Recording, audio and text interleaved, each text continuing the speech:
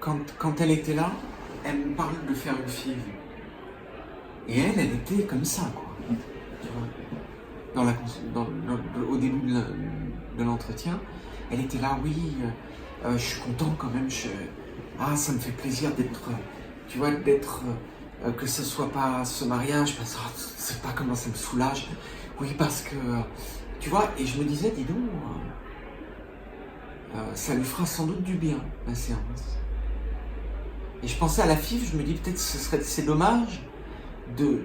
Et je lui ai dit, ton copain, comment tu le décrirais? Il me dit, il est doux, il est calme. Ah d'accord.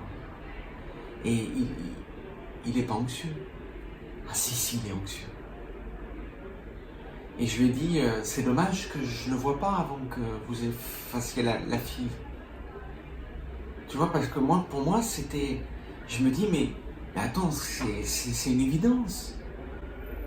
Au niveau neurologique, tu vois, si tu es dans un état de tension, de stress, le corps, il fonctionne pas bien, les spermatozoïdes comme le reste.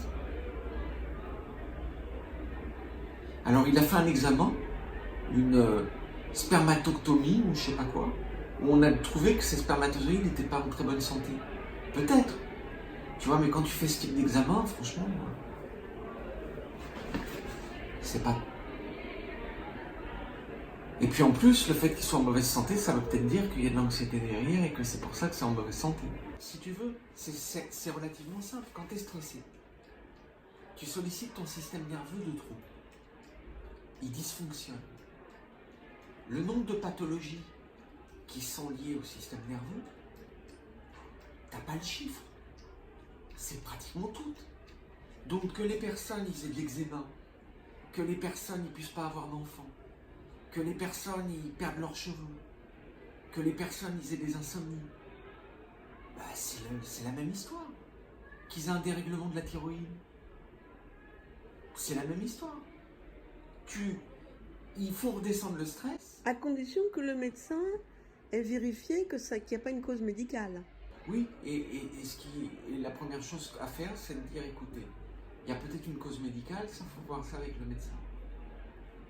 Mais le stress, c'est ça. Et quand on réduit le stress, la santé générale s'améliore. On endure plus les émotions, on accepte mieux les émotions, on est en meilleure santé.